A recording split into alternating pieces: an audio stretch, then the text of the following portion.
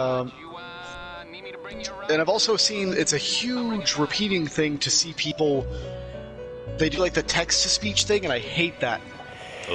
Yeah, that's a common thing when you don't have a good speaking voice. Oh. Right. Or they just constantly use text overlay instead of an actual explanation. Yes. Which is good for like slow tutorials. Like if it's something simple, like, oh, okay, do this, and if it's something very simple that you know you can put into text that doesn't need a deeper explanation, then that's usually fine. Yeah, I don't like... I need to hear something, because I'm probably not paying 100% attention to whatever I'm watching.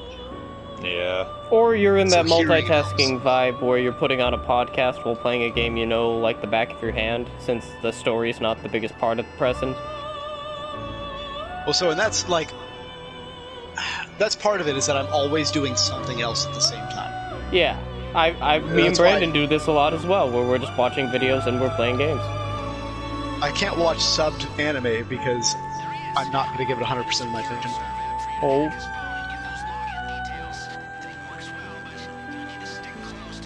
I mean, that'll only remove some of the shows that are good with a sub. I mean, subs versus dubs, there are some good dubs and there are some not good dubs. I found a new favorite dub.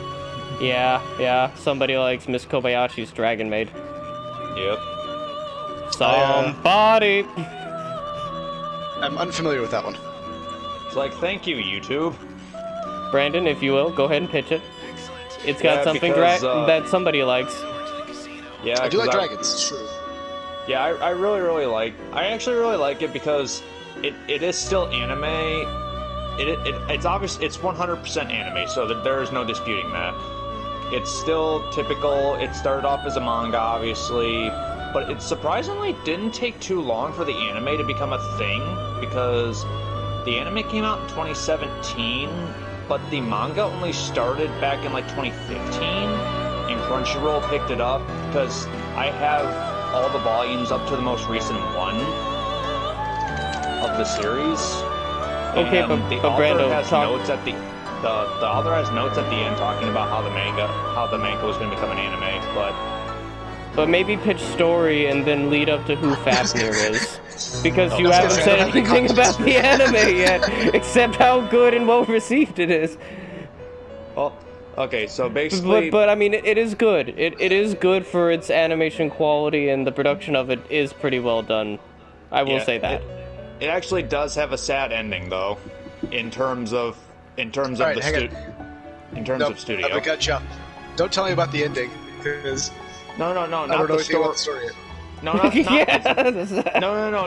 the end of the story. It mainly has to do with production, like what happened to the production crew. Yeah, but let's talk about the story first.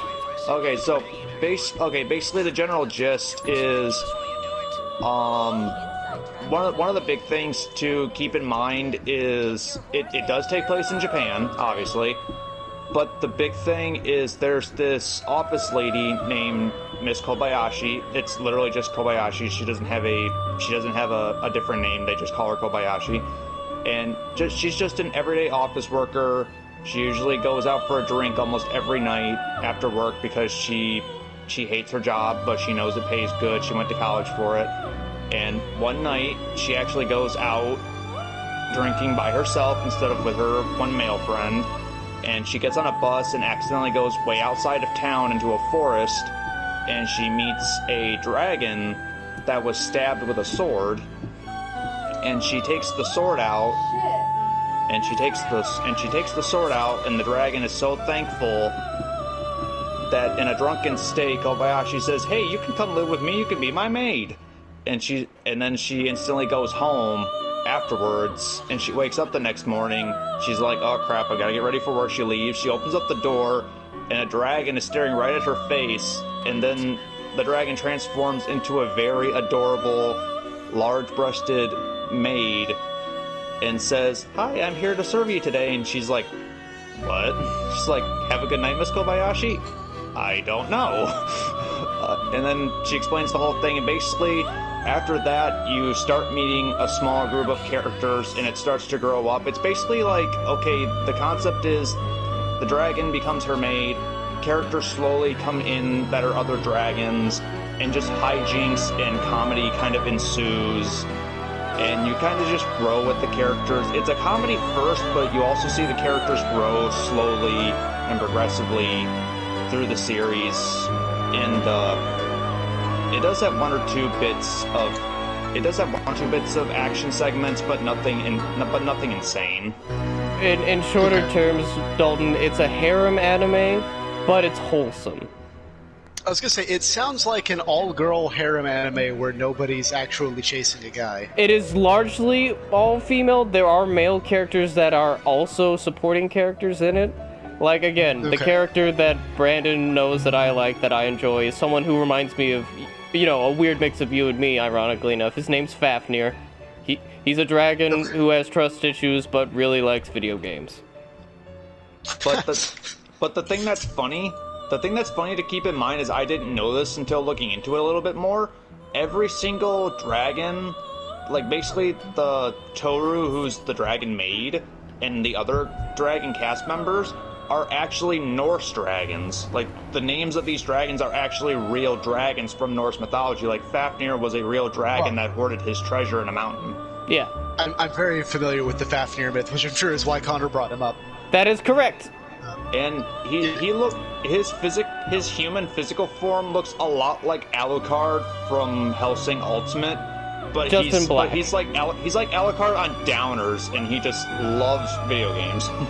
Like, it's one of those, I called Fafnir to ask him what I should do, and it just super cuts to her picking up a phone, and the phone says, "Kill them all." Yeah. It's Fafnir. Yeah, there will be no one to notice. If there is no one to notice, says Fafnir.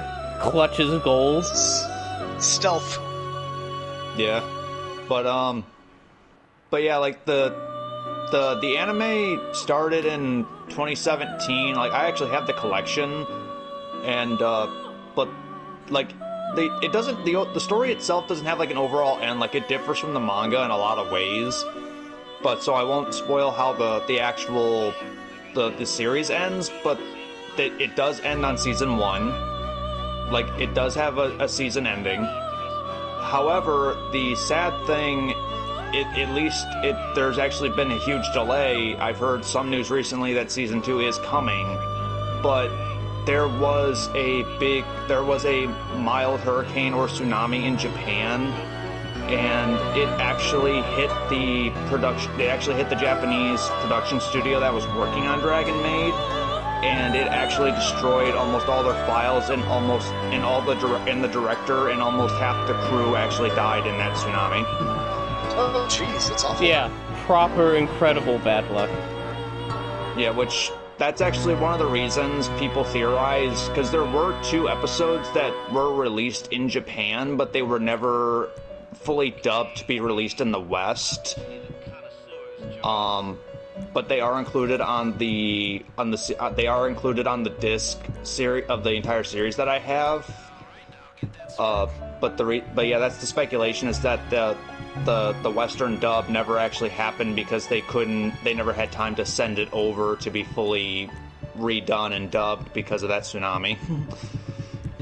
Yeah, that's a bummer. I definitely see that putting a delay on everything. Yeah, but luckily, like I said, it's one of those shows where the ending of the first season for the actual dub itself, it ends on a good note for me personally, that I feel like, you know what, I feel like everyone actually, it didn't come like 100% full circle, but I feel like in terms of a character arc, I was like, you know what, this works for me. I very much think one season anime is preferred. And plus, it's one of those things where, to be completely honest, as much as I enjoy the anime, I can't necessarily see it being an extremely long-running one, because I feel like some people would kind of lose a grasp on it. Like I said, I personally enjoy it immensely, but I can see how some people would kind of drift away from it because they don't think a lot is happening. Then the things in the manga that happen that probably wouldn't fly so well. Right, like there's one character in the manga that doesn't even show up in the anime, which I'm completely fine with because I don't really necessarily care for that character. Yeah, the spontaneous growth of genitalia is also a thing. Okay, Right. yeah, I could see that being less accepted in the U.S. over here. Right. Actually, there actually was a small outcry from one of those, from actually a parent whose child brought home the manga, the first volume of the manga home from apparently their school's library somehow, because on the back, you know how it gives a rating? It actually gives a rating for mangas on the back, and it said, I think it's, I don't remember exactly what it said, but it basically said, like, for all ages. Oh, yeah. Only on the first volume. After that outcry, every volume afterwards had to say teen or older. Yeah, that's awkward. That's a good choice. The thing that's funny is the first volume, I think, is... I want to say it's not the most... It's not the... I want to say crude. I don't think that's the correct word to use, though. But it doesn't show as much as the other volumes do in terms of suggested themes. But it's up there, though. It's the implication more than the actual substance of the material, at least until the wiener spawning appeared. Wiener monster. But yeah, but another big thing is definitely the voice cast. Like, the main character of Kobayashi is actually voiced by Leah Clark. I'm less focused on voice actors. Okay, I didn't know if that name sounded familiar. No, so I'm a very casual anime fan. Like, oh, that's half true. No more than that, but at the same time, I don't tend to like study anime and like follow different actors and things. I just enjoy it more casually. Yeah, big Trigun energy here. Yeah, because I remember I wanted to like Trigun. I really did. Oh, you didn't? You actually didn't? What? So, it's very slow. But I also, like, the main character was just... I know that he's not really, but he was very ridiculous in the first several episodes. And it just... I don't know. I was, like, looking for a space western, and I was like, this main character's a lot. Well, the mistake was not going to Cowboy Bebop, but sure. I was about to say, the second I hear space western, I instantly jump to Bebop. Well, I mean, it's more of a noir, but there are big western motifs all over the place. Like, Spike legitly fights an actual cowboy towards the end of the series. So, I came over from, like, Outlaw Star. Yes, oh, I'm sorry. I said Trigun, but I was thinking Outlaw Star because I remember that being in your collection. Okay. Yes, Outlaw Star I'm obsessed with. That's still one of my favorite anime to this day. But, Trigun is just... I know it gets really good later on, but in the beginning it's very silly, and I have a hard time with that sometimes. That's Cowboy Bebop, I should probably give a fair shot, but the only episode I saw was with the little red-haired kid floating around. Ed is not in there much. It is very easy to skip that one. I think that was the only episode I ever actually saw, and I was like, Ed is the I just spent half an hour watching this kid float around. Ed is the least developed character in Cowboy Bebop, and there's a Welsh corgi that is a part of the supporting cast. Just putting that out there. There is a fully grown little dog that has more character development than Ed. Let it be known. It was hard to watch. Yeah, that's why you need to do, like, just look up Cowboy Bebop, watch the 5th episode without context, because, frankly, in the show, you don't have much to begin with. Kind of like Big O. Well, it's a little bit... It's episodic like Big O, but there is an overarching story to be told, whereas Big O is pretty barren. Right. However, the jazz and the noir aesthetics of Big O, strong, yes. But it's still a mech anime, so... But you go into Big O not expecting it to be anything other than a noir, which is already a unique combination, a noir mecha anime. Yeah. And it's like, and you don't need it to be anything more than that.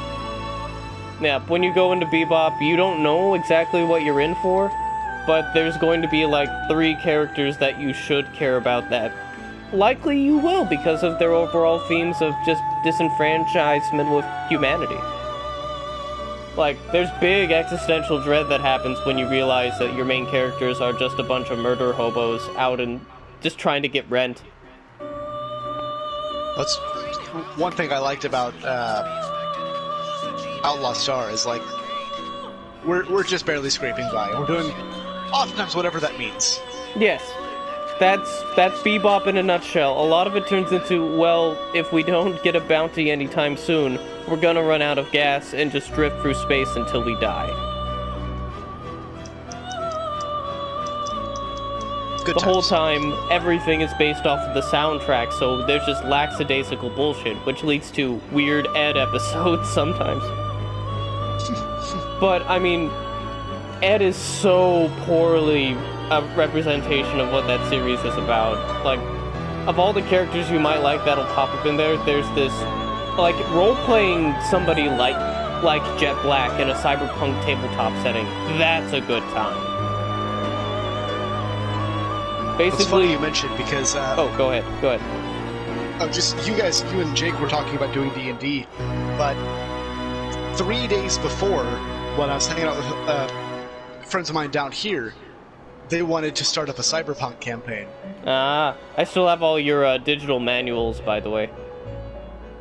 Oh, it's a hell of a read, but yeah, I know. I haven't combed them in a couple of years, but yes, yeah, that's a lot. And it's comical because of their, like, some of their concepts of just like, oh, in the far distant future, we're going to be using kilobytes. I mean, you're not wrong. But... Yeah, kilobytes on my phone.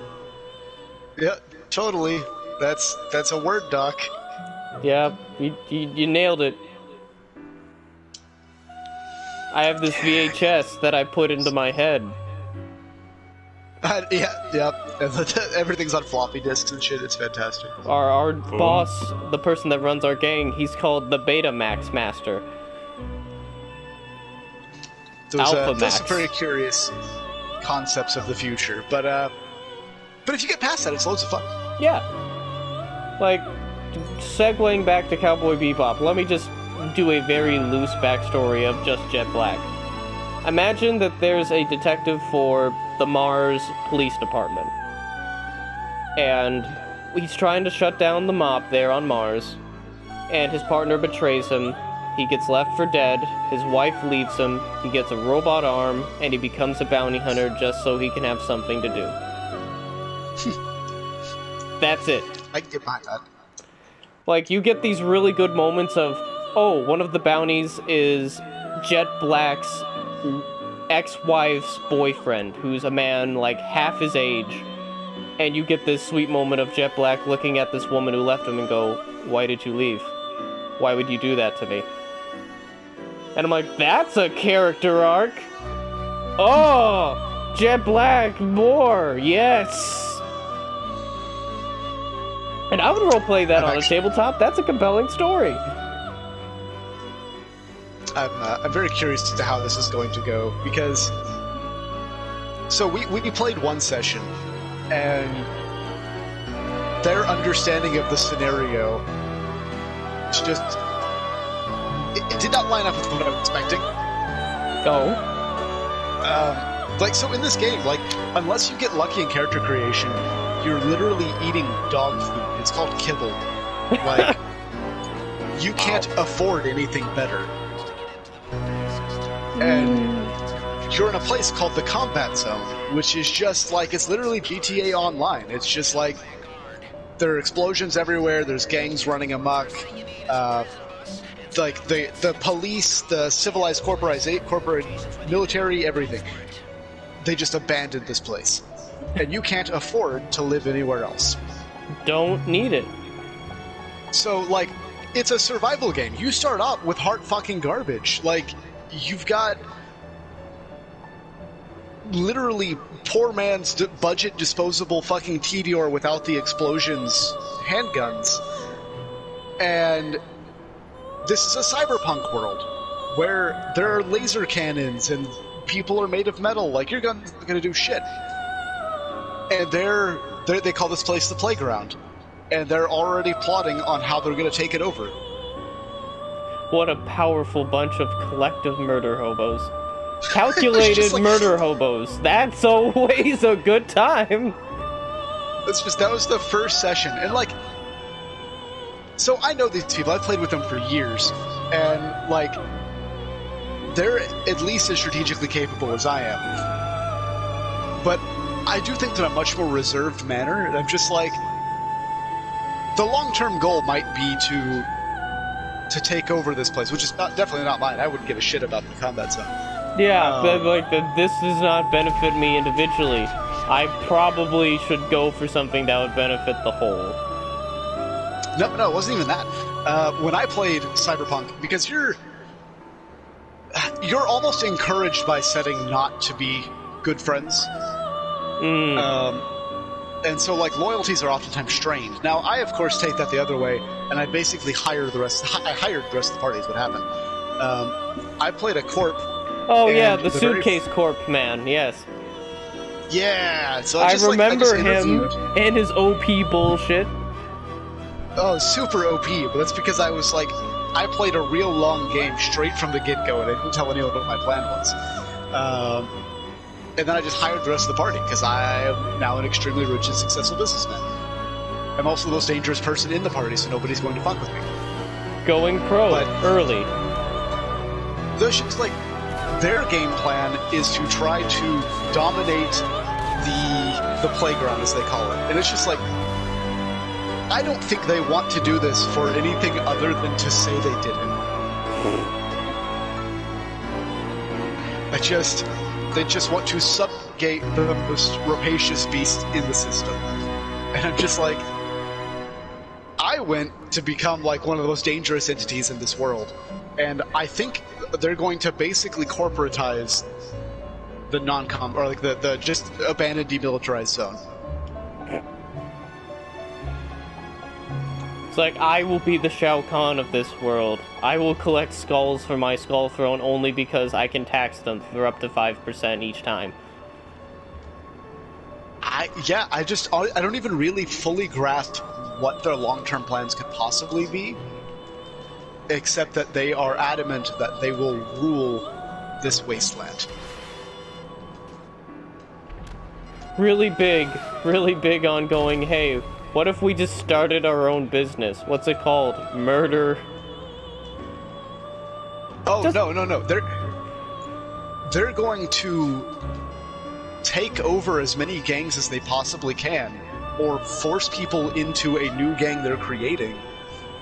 And then they're going to walk up to the corpse and be like, hey, so where's our protection money? What do you mean protection money? I mean, I've got the whole playground, and we're about to cut loose.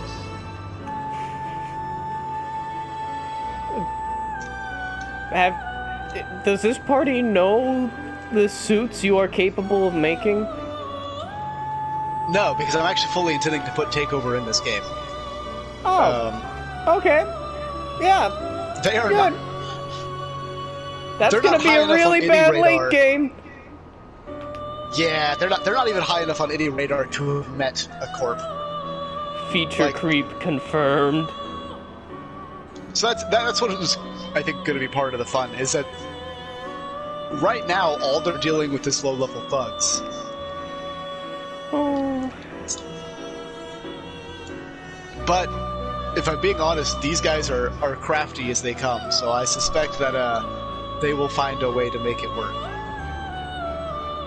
It's gonna take some time. And they're patient. They'll play the long game. I mean, hell, we played... So I mentioned the Madness game. I don't know if you remember me talking about it. We have played something like 53 sessions of it. Okay. Like, it's a board game. that we've played so many times, it's kind of ridiculous.